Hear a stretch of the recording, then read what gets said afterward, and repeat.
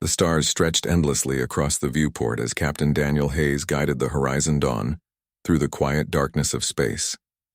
It was the year 6847, and humanity had not known war for 4,000 years. Peace had become so normal that most people forgot violence had ever existed. Ships like Daniel's transported families and cargo between colonies without fear. The galaxy had become a safe place, or so everyone believed. Daniel stood on the bridge watching his daughter Sophie chase her younger brother Lucas through the corridor behind him. Sophie was 10 years old with bright eyes that reminded Daniel of his late wife. Lucas was 8 and never seemed to run out of energy. They were heading to New Terra, a colony world where Daniel had accepted a new position. The trip would take 3 more days and the children were already restless. The Horizon Dawn carried 200 passengers, including 47 children.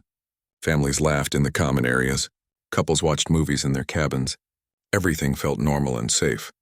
Daniel had made this journey dozens of times over his 20-year career. Nothing ever went wrong in civilized space. Then the alarm started screaming. Daniel rushed to the sensor station where his co-pilot Carlos Martinez was staring at the display with wide eyes. A massive ship had appeared from nowhere, dropping out of hyperspace directly in their path. It was unlike anything in the standard registry.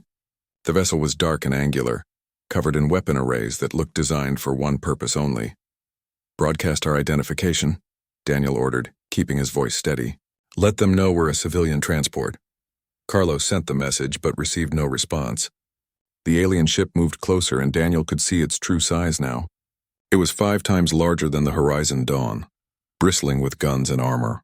His hands moved across the controls trying to plot an escape route, but the alien vessel was too fast. A voice crackled over the communication system, speaking in a language the computer struggled to translate. The words came through broken and harsh. "Stop engines. Prepare for boarding. Resistance means death." Daniel's blood went cold. In 4,000 years of peace, piracy had become almost extinct. Military actions between species were things from history books. Yet here was a warship giving him orders like humanity was nothing. "Dad, what's happening?" Sophie appeared at his side, sensing the fear in the air. "Go back to the passenger area," Daniel said quietly. "Take Lucas and stay with the other families." Sophie looked at the view screen and saw the alien ship. Her face went pale, but she nodded and took her brother's hand. Daniel watched them go, fighting the urge to lock them somewhere safe. But there was nowhere safe on a transport ship facing a warship. The boarding was violent and efficient. Armored aliens cut through the airlocks and stormed aboard with weapons raised. They were tall creatures with gray skin and 4 arms, each one moving with military precision. Daniel and his crew were forced into the common area with the passengers at gunpoint. The alien leader stepped forward, taller than the others and wearing more elaborate armor. Through the translation device, his voice was cold and mechanical. "I am Warlord Vekthar of the Krillian Empire. You will provide your passenger manifest immediately." Daniel stepped forward, trying to keep his voice from shaking. "We're a civilian vessel. We have no military value. Please just let us continue our journey." Vekthar struck Daniel across the face with casual brutality.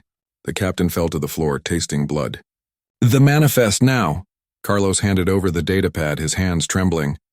Vekthar scrolled through the information, his face unreadable behind his helmet. Then he barked orders in his own language, and the soldiers began moving through the crowd. They ignored the adults completely. Instead, they grabbed every child they could find. Parents screamed and tried to fight back, but the Krillians were too strong and too many. A soldier shoved a father who tried to protect his daughter. Another struck a mother who wouldn't let go of her son. Daniel watched in horror as a Krillian soldier approached Sophie and Lucas. His daughter stood in front of her brother, trying to shield him with her small body. "No," Daniel shouted, running forward. "Take me instead, please." A rifle butt to his stomach dropped Daniel to his knees. He looked up through tears as the soldier grabbed both his children. Lucas was crying and calling for his father. Sophie was fighting with every bit of strength she had, but she was just a child against an armored warrior. "Dad!" Sophie screamed as they dragged her toward the airlock. "Dad, help us!" Daniel tried to stand, tried to reach them, but other passengers held him back. If he attacked now, the Krillians would kill everyone. All he could do was watch as they took his children, along with every other child on the ship. 47 young lives disappeared through the airlock into the alien vessel. The Krillians left as quickly as they had come, Their ship detached and vanished into hyperspace, leaving the Horizon Dawn drifting in space with its shattered crew and passengers. Parents collapsed in grief. Others stood in shock, unable to process what had just happened. Daniel sat on the floor, his head in his hands, his children's screams still echoing in his ears. Over the next 3 days, reports flooded in from across human space. The attack on the Horizon Dawn was not isolated. The Krillian Empire had struck 12 different colonies and transport ships. Over 2,000 human children had been taken. No demands were made. No ransoms were requested. The children simply vanished beyond the galactic rim where the Krillians lived in isolation. Daniel brought his ship to Earth, running on emergency power and carrying passengers who had been forever changed. He went straight to Fleet Command, a building he had only seen in tourist photos. Admiral Lisa Chen met him in her office, her face grave with the weight of thousands of grieving parents demanding action. "We're working on a diplomatic solution," she told Daniel. "The Galactic Council is preparing to send mediators to the Krillian Empire." Diplomatic solution? Daniel could barely control his rage. "They took our children. They invaded our ships and stole our kids like they were cargo." "I understand your anger," Lisa said softly. "But humanity has maintained peace for 4,000 years. We have treaties, obligations, and relationships with dozens of species. If we act rashly—" "My daughter is 8 years old," Daniel interrupted, his voice breaking. "My son is 10. Every day we wait is another day they're with those monsters. How many diplomatic meetings is that worth?" Lisa had no answer. She looked tired, caught between her duty and her conscience. The Galactic Council had already sent word that they would not support military action. The Krillian Empire was a sovereign power, and humanity's long commitment to peace meant they were expected to find peaceful solutions. But across Earth and every human colony, parents were not interested in peace anymore. They wanted their children back, and they didn't care what it cost. Public protest grew larger every day. The United Earth Assembly was flooded with demands for action. Something was building in humanity, something that had been sleeping for 4,000 years. Daniel joined the protests, speaking at rallies and broadcasts. He showed pictures of Sophie and Lucas to anyone who would listen. Other parents did the same, creating a wall of faces. 2,000 children, all stolen, all waiting for rescue that might never come. The peaceful galaxy humanity had known was beginning to crack. And in that crack, something ancient and terrible was starting to wake up. Fleet Admiral Kevin Ross had served in the Colonial Defense Fleet for 30 years, without ever firing a weapon in anger. His entire career had been ceremonial duties, escorting diplomatic vessels and showing the flag at peaceful gatherings. The ships under his command were museum pieces kept operational, more for tradition than necessity. Now he stood before the United Earth Assembly, knowing that everything was about to change. The assembly chamber was packed beyond capacity. Grieving parents filled every seat and lined the walls. Security had given up trying to control the crowd. Outside the building, millions more gathered in protests that stretched across every major city on Earth. The pressure was building like a star about to explode, and Kevin knew his words today would either contain it or unleash it. Commander Rachel Stone stood beside him holding a datapad. She ran Earth Security Forces, a position that had been largely ceremonial until 3 weeks ago. Now she had information that would change everything. Her hands were steady, but Kevin could see the anger burning in her eyes. "Members of the Assembly," Kevin began, his voice amplified across the chamber. 3 weeks ago, the Krillian Empire committed an act of war against humanity. They invaded our ships, attacked our colonies, and kidnapped 2,043 of our children. The chamber erupted in shouts and applause. Kevin waited for silence before continuing. "The Galactic Council has refused to intervene. They cite sovereignty laws and our own 4,000-year commitment to peaceful resolution. They have suggested we negotiate." More shouts, these ones angry. Someone threw something at the assembly floor. Kevin raised his hand for quiet. "Commander Stone has information about what the Krillians are doing to our children. I warn you, what you are about to hear will be difficult." Rachel stepped forward and activated the holographic display. Images appeared in the air above the assembly floor. They showed Krillian research facilities, medical equipment, and documents that the translation computers had decoded. Her voice was cold and factual as she explained what they had learned. "Our intelligence sources have confirmed that the Krillian Empire is conducting genetic experiments on the abducted children. They are studying human adaptability and resilience. The Krillians believe that humanity's peaceful nature over the past 4 millennia represents a genetic weakness they can exploit and weaponize. The chamber went silent. Parents stared at the images with horror. Rachel continued, her voice never wavering. The experiments are designed to break down human genetic sequences and rebuild them. The Krillians want to create soldiers with human adaptability, but without human compassion or mercy. Our children are being used as raw material for a military breeding program. Now the silence broke into screams of rage. Assembly members were on their feet shouting. The crowd surged forward and security had to form barriers to keep order. Kevin let the anger flow through the chamber. People needed to feel this before they could act on it. Ambassador Nicole Bryant stood up, her elderly face stern. She had served in the diplomatic corps for 50 years and represented the old guard who remembered why humanity had chosen peace. Her voice cut through the chaos with practiced authority. We cannot allow grief to destroy 4,000 years of civilization. If we resort to violence, we become no better than the Krillians. We must exhaust every diplomatic option before we even consider military action. Daniel Hayes was sitting in the gallery with other parents. He stood up and the crowd grew quiet. Everyone knew his story. His face had been on every broadcast. He spoke without shouting, but his words carried through the chamber. Ambassador Bryant, how many diplomatic meetings is my daughter worth? How many polite conversations equal my son's life? The Krillians didn't negotiate when they invaded our ships. They didn't hold meetings when they took our children. They acted, and now we must act. The crowd roared approval. Nicole tried to respond, but her words were drowned out. Kevin watched as the old order crumbled before his eyes. The assembly members who had preached peace were being shouted down by parents who demanded action. The vote was called after 3 days of debate.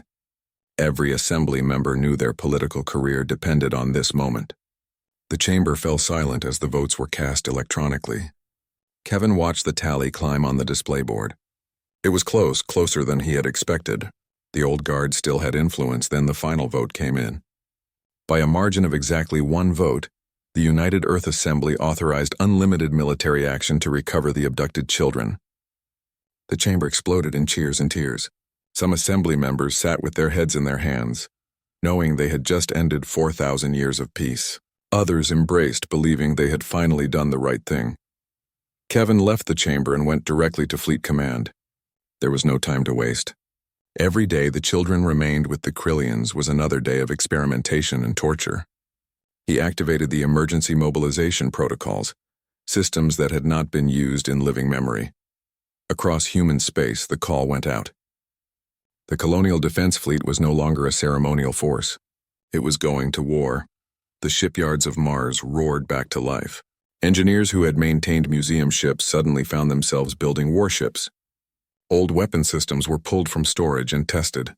Scientists who studied ancient military technology were drafted into service. The entire industrial capacity of humanity began retooling for war. Ships that had been decommissioned were brought back into service. The cruiser Defiance Blade had been a museum piece on Luna for 200 years. Now crews were installing modern engines and weapons. Volunteers lined up by the thousands to serve on vessels that most people thought would never fly again. Daniel Hayes volunteered immediately. He had no military training and no combat experience, but he understood the Krillians better than anyone. He had seen how they operated, how they thought, and how they fought. Fleet Command assigned him to work with Commander Jake Morrison, a career officer who had studied military history his entire life but never expected to use it. Jake was 40 years old and had joined the Defense Fleet because his father and grandfather had served. He had spent his career running training exercises that everyone knew were just tradition. Now he was being given command of the 5th Strike Group, 12 frigates and 4 destroyers that would be the first human military force to enter enemy territory in 4,000 years. Lieutenant Amy Parker worked in communications, a job that mostly involved translating diplomatic messages and coordinating supply shipments. She was 28 years old and had lost her younger sister in the initial abductions. Her sister Katie had been 6 years old, traveling with their parents to a new colony. Now Amy sat at her station decoding every scrap of Krillian communication they could intercept. She found something that made her blood run cold. The transmissions were encrypted, but human computers were better than the Krillians expected. Amy broke through the codes and read the contents with growing horror. The children were being held on Krylos Prime, the heavily fortified heart of the Krillian Empire. The experiments were following a timeline, and that timeline was running out. Amy brought the information to Kevin and Jake. They studied the data in silence, realizing what it meant. They had weeks at most before the genetic experiments reached a point where the damage would be irreversible. Some of the children might already be beyond saving. "We cannot wait for the full fleet to be ready," Jake said quietly. "If we delay another month building forces, we might rescue bodies instead of children." Kevin knew Jake was right. A proper military campaign would take months to prepare. They would need to train crews, test weapons, and develop strategies. But they did not have months. The children were running out of time. "Take the 5th Strike Group," Kevin ordered. "Hit them fast and hit them hard. Show the Krillians that humanity is done talking. Commander Stone's intelligence indicates a supply route that leads to Krylos Prime. Cut that route and force them to respond. Buy us time to bring the main fleet forward." Jake saluted and left to brief his crews. Daniel went with him, carrying photos of Sophie and Lucas. He pinned them to the wall of his temporary quarters on the frigate Relentless Hope. Every person on these ships carried similar photos. They were not going to war for abstract principles or political goals. They were going to bring children home. The 5th Strike Group launched 1 week after the assembly vote. 16 ships crewed by volunteers who barely remembered how to operate weapon systems. They crossed into Krillian space knowing they might not come back. But every person on those ships had made their choice. Some things were worth dying for. As the fleet disappeared into hyperspace, Earth watched and waited. The galaxy held its breath. Humanity had been peaceful for 4,000 years. Now everyone would learn what happened when someone threatened their children. The war had begun. The 5th Strike Group dropped out of hyperspace at the edge of Krillian territory and immediately went silent. Commander Jake Morrison stood on the bridge of his flagship, watching the sensor displays with intense focus. 16 human ships hung in the darkness, and every person aboard knew they were entering enemy space for the first time in 4,000 years. Daniel Hayes stood beside Jake studying the tactical maps. His civilian clothes looked out of place among the uniforms, but nobody questioned his presence. He had become the voice of every grieving parent, and his insights into Krillian behavior were proving valuable. He pointed to a space station orbiting a barren moon. "That's Vectos Station. Intelligence says it's a supply hub for the inner systems. If we hit it hard enough, we cut off the route to Krylos Prime." Jake nodded slowly. The station was heavily defended with weapon platforms and patrol ships. A proper military force would spend weeks planning an assault. They had hours. Every moment of delay was another moment the children suffered. "All ships, this is Morrison. We go in fast and we go in hard. The Krillians think humans are soft because we've been peaceful. Let's teach them what a mistake that was." Lieutenant Amy Parker sat at her communication station routing orders to the fleet. Her fingers moved across the controls with practiced efficiency, but her mind was on her sister Katie.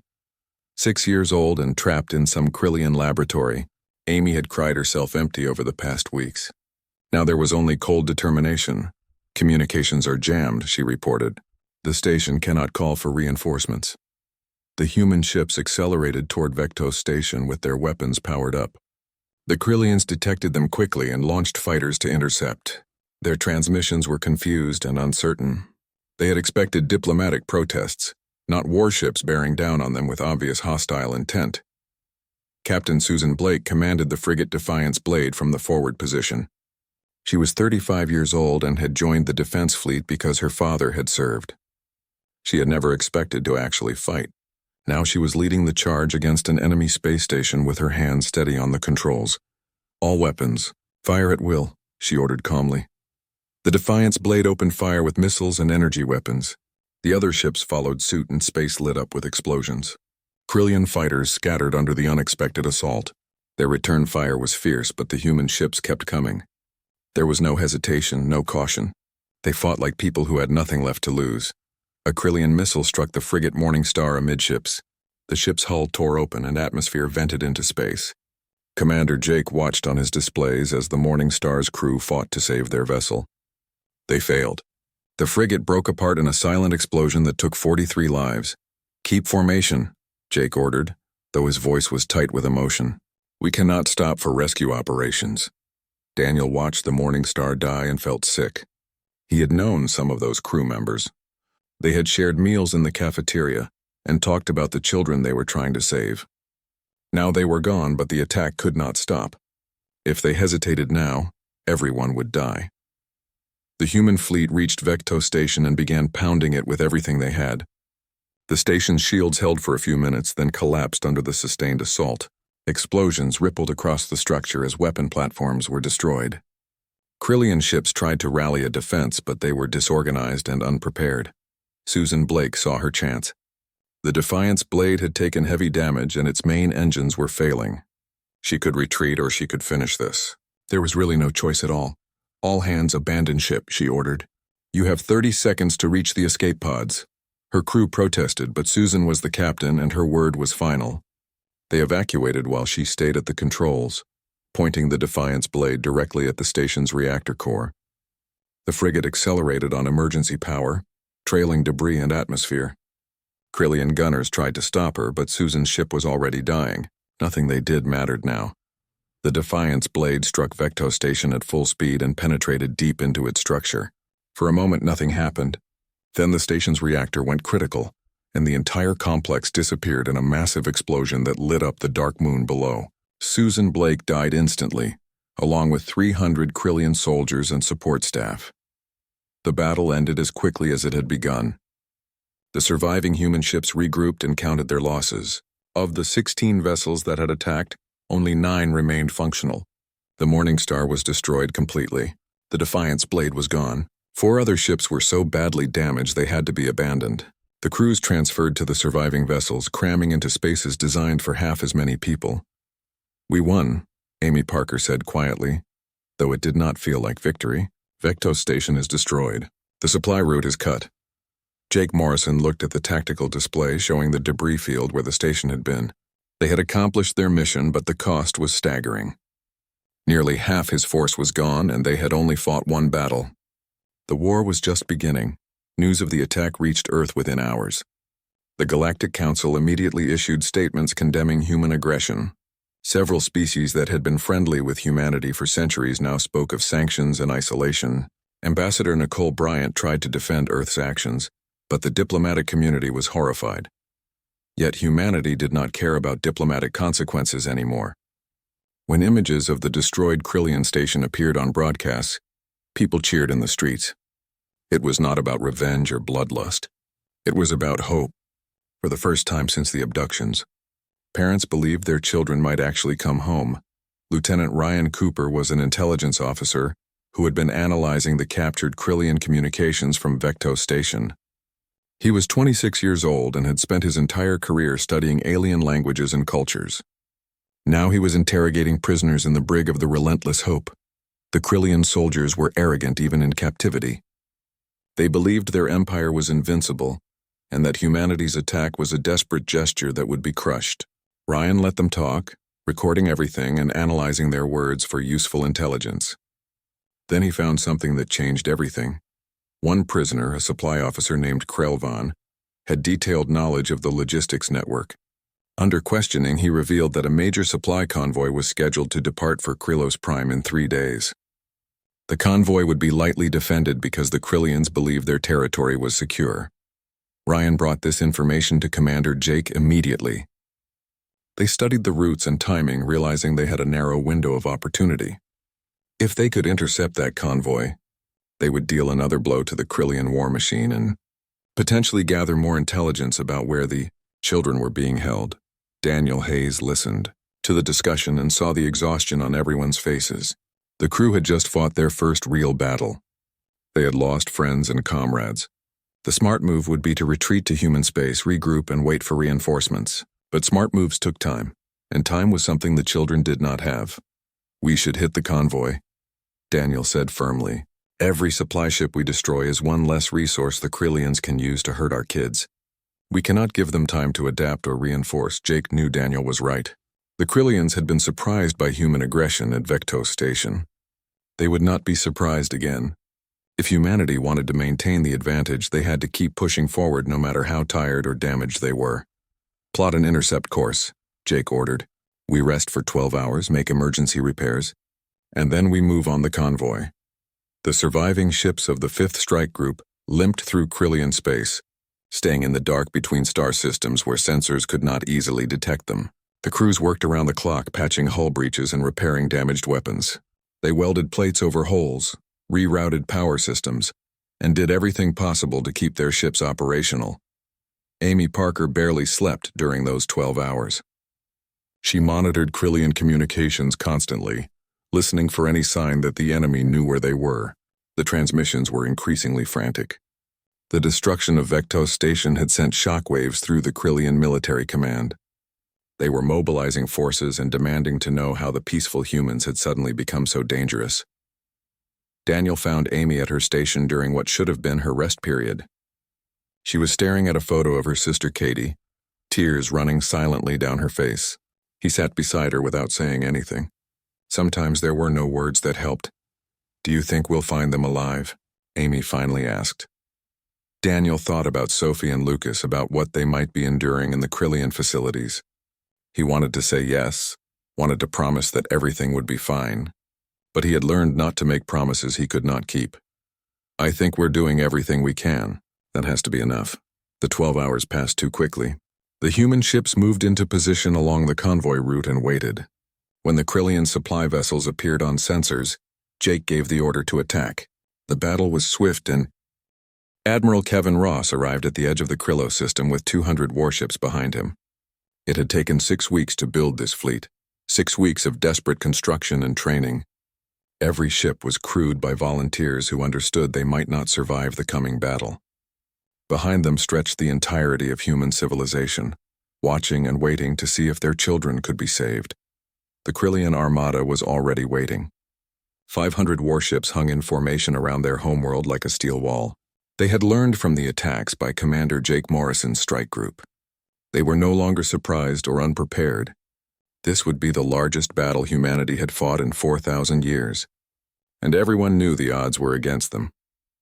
Kevin stood on the bridge of his flagship Redemption's Call and studied the tactical displays. The numbers were brutal. The Krillians had more ships, better weapons, and the advantage of defending their own territory. A rational military commander would retreat and wait for better circumstances. But there was nothing rational about this war. It was being fought on desperation and fury. Daniel Hayes worked in the command center coordinating intelligence reports. He had been with the 5th Strike Group during their raids and had seen firsthand how the Krillians operated. Now he helped plan the assault on their homeworld. His children were somewhere on the planet below, and every hour of delay was another hour they suffered. Commander Jake Morrison had been promoted after his successful raids deep in enemy territory. He now commanded the left flank of the human formation, with 30 ships under his authority. His face was gaunt from stress and lack of sleep. He had lost so many people during the raids that their names haunted his dreams. But he could not stop now. Captain Susan Blake was supposed to be dead. Everyone had seen the Defiant's blade crash into Vectos Station. But she had evacuated with her crew at the last second and her escape pod had been recovered. Now she commanded a new ship, the destroyer Righteous Fury, and led the right flank. She had become a hero to the fleet, the captain who had sacrificed her ship to win a crucial battle. "All ships battle stations," Kevin ordered. "We go in on my mark. Remember why we are here. Remember who we are fighting for." The human fleet began moving forward. The Krillian armada responded immediately, launching fighters and positioning their heavy cruisers to intercept. Space between the two fleets filled with missiles and energy weapons. The battle began with a violence that shocked even veteran commanders. Lieutenant Amy Parker coordinated communications from the Redemption's Call, routing orders and damage reports through the network of ships. Her station was chaos, with dozens of channels demanding attention simultaneously. She managed them all with practiced efficiency, while part of her mind stayed focused on Katie. Her little sister was down there somewhere. The first wave of human ships hit the Krillian line like a hammer. Explosions lit up the darkness as vessels from both sides died. The human frigate Eternal Hope took a direct hit from a Krillian cruiser and broke apart. The destroyer Morning Light lasted longer, fighting 3 enemy ships before its reactor failed. Every human vessel that died took Krillian ships with it. Jake Morrison watched his tactical display and made split-second decisions that sent ships to their deaths. It was the nightmare of command, choosing who would live and who would die. His ships on the left flank pushed hard against the Krillian formation, trying to create an opening. The enemy fought back with brutal efficiency, but they had never faced opponents this determined. Susan Blake led her ships in a dangerous maneuver that took them directly through the heaviest Krillian defenses. The righteous fury shook under constant fire, but she kept pushing forward. Her crew fought with the same desperate courage she had shown at Vectos Station. They were not fighting for glory or conquest. They were fighting to save children. The battle raged for 6 hours without pause. Human ships died by the dozens, but they kept coming. The Krillians had more vessels, but they were starting to realize they were fighting an enemy that would not retreat. Every human in that fleet would die before abandoning those children. That kind of determination was something the Krillians had never encountered before. Then Admiral Kevin made his gamble. He ordered every ship with operational weapons to focus fire on a single point in the planetary shield, protecting Krillis Prime.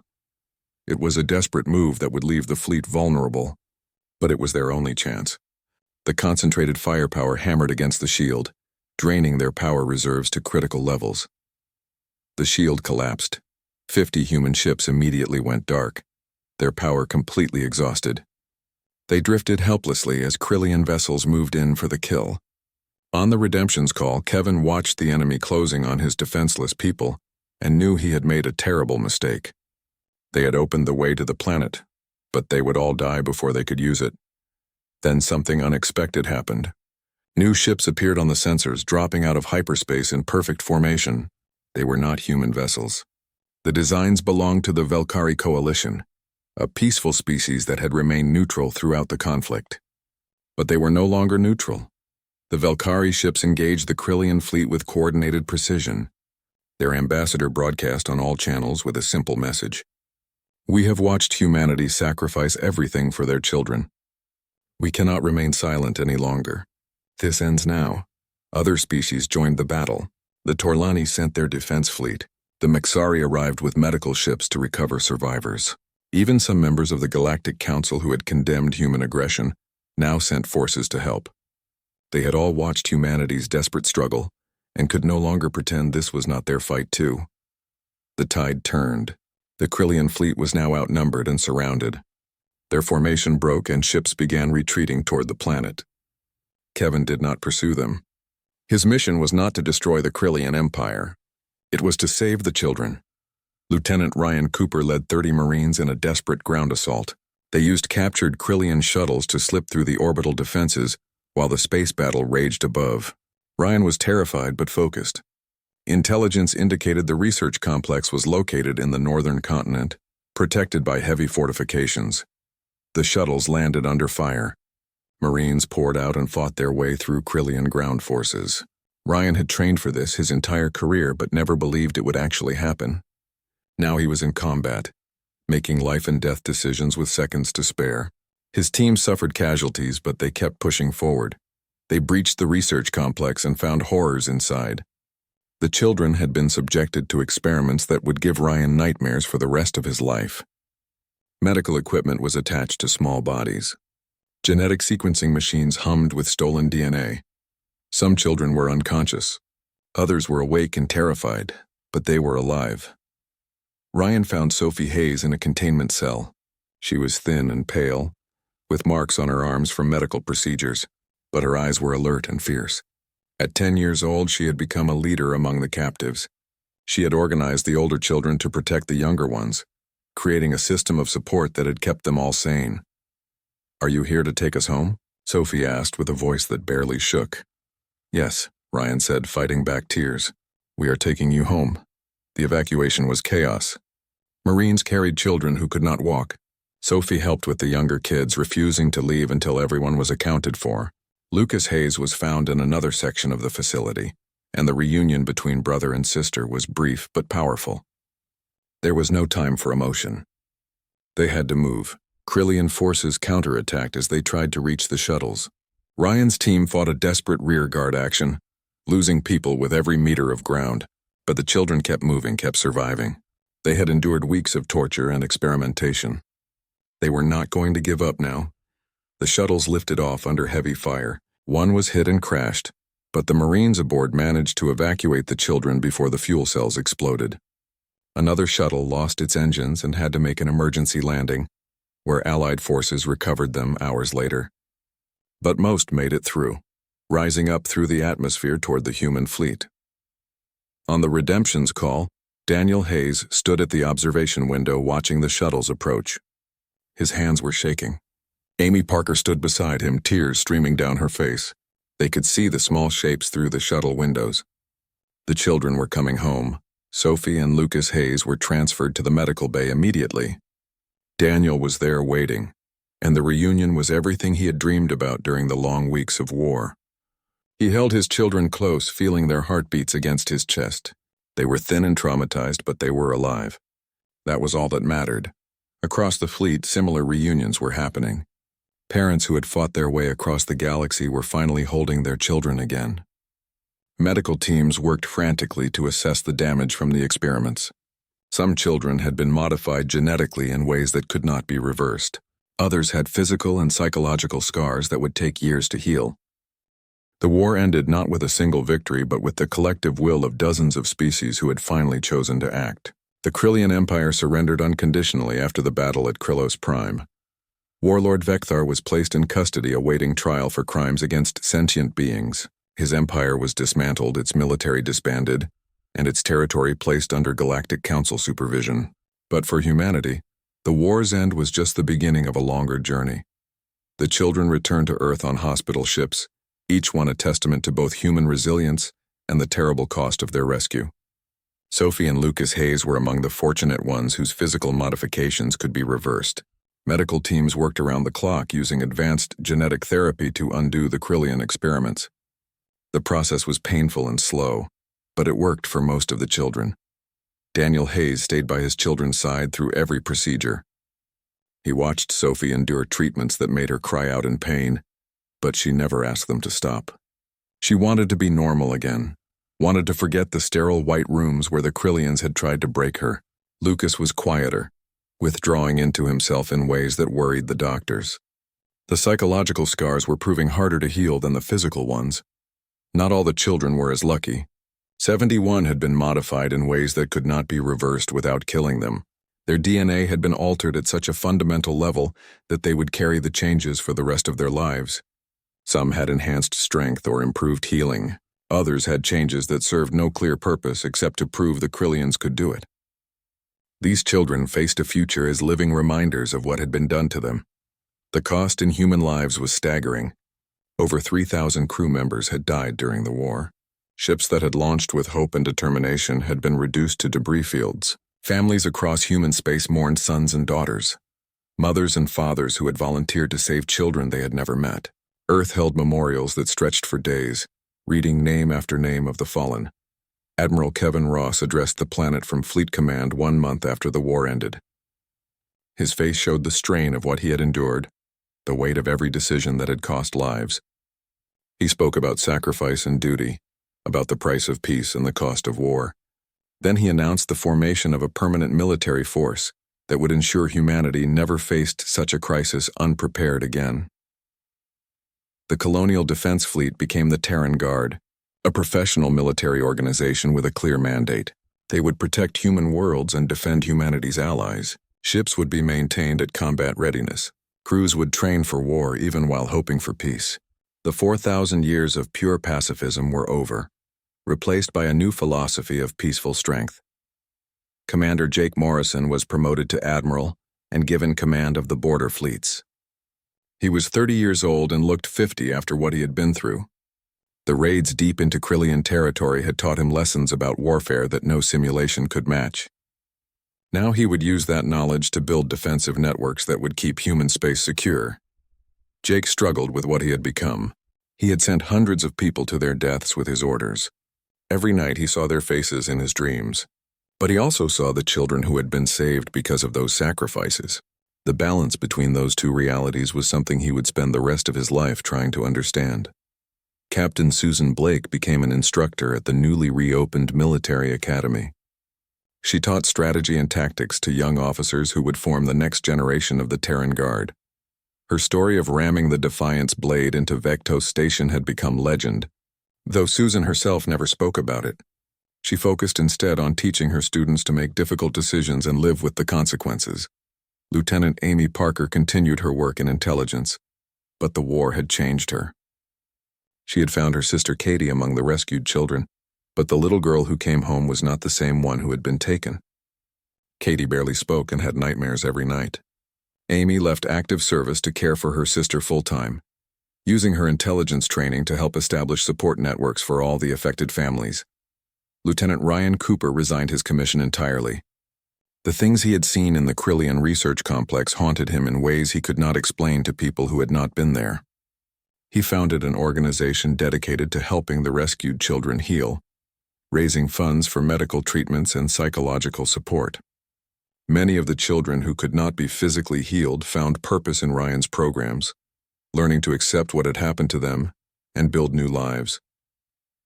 The Galactic Council underwent massive reforms. Species that had refused to help during the crisis faced public shame and economic sanctions. The Valkyrie Coalition, which had intervened at the critical moment, gained tremendous influence and respect. New laws were passed establishing faster response protocols for humanitarian crises. The sovereignty arguments that had prevented action during the abductions were weakened, though not eliminated entirely. Ambassador Nicole Bryant retired from the diplomatic corps. She had fought against the war until the very end, believing that violence would corrupt humanity's peaceful nature. She was not entirely wrong. Humanity had changed, had rediscovered its capacity for violence and war. But she had also been proven wrong about negotiation being enough. Sometimes words failed, and only action remained. Daniel Hayes did not return to his old life as a transport captain. He accepted a position as a civilian advisor to the Terran Guard, helping to develop protocols for protecting civilian populations. His experience during the initial abduction made him uniquely qualified to identify vulnerabilities in human space. He worked long hours, driven by the need to ensure no other parent would endure what he had suffered. Sophie Hayes recovered slowly but steadily. The genetic modifications were reversed and her body returned to normal. But the experience had changed her in ways that went beyond genetics. At 10 years old, she had led other children through hell and kept them together when everything tried to break them apart. That strength did not disappear when she came home. She grew up faster than other children her age, more serious and determined. Lucas struggled more than his sister. The experiments had left him with nightmares and anxiety that required years of therapy. He clung to Daniel and Sophie, afraid that if he let them out of his sight they would disappear again. But gradually, with patience and love, he began to heal. The fear never entirely left him, but he learned to live with it. 5 years after the war ended, Sophie Hayes stood before the graduating class of the Colonial Academy. She was 15 years old and had been invited to speak about her experience. The auditorium was packed with young officers who would serve in the Terran Guard, protecting the peace that had been won at such terrible cost. Sophie spoke without notes, her voice clear and steady. She talked about the abduction, about the fear and pain of the experiments. She described how the other children had supported each other, how they had refused to let the Krillians break their spirits. Then she talked about the moment Lieutenant Ryan Cooper had breached the facility and told them they were going home. "My father crossed the galaxy to save me," Sophie said. "Thousands of people died to bring us home. They did not do it because war is glorious or because violence solves problems. They did it because some things are worth fighting for. Your families are worth fighting for. Your children are worth fighting for. Peace is worth fighting for." She paused and looked across the audience of young faces. We learned something during those terrible weeks. Humanity is not peaceful because we are weak. We are peaceful because we choose to be. But when someone threatens our families, when they take our children, we will cross any line and break any oath to bring them home. That is not something to be proud of or ashamed of. It is simply who we are. The audience stood and applauded, but Sophie barely noticed. She was thinking about Lucas, who was getting better every day. She was thinking about Katie and the other children, who still struggled with what had been done to them. She was thinking about the thousands of people who had died to save them. The galaxy had learned its lesson. Humanity was no longer the purely peaceful species that other civilizations had taken for granted. They had proven they could fight when necessary, that they possessed both the will and ability to wage war. But more importantly, they had proven why they fought. not for conquest or glory, but for their children, for their families, for each other. The Terran Guard grew into one of the most respected military forces in the galaxy. Human ships patrolled trade routes and protected vulnerable species from aggression. The peaceful traders who had once defined humanity were now warrior diplomats carrying both olive branches and swords. Other species learned to respect both aspects of human nature.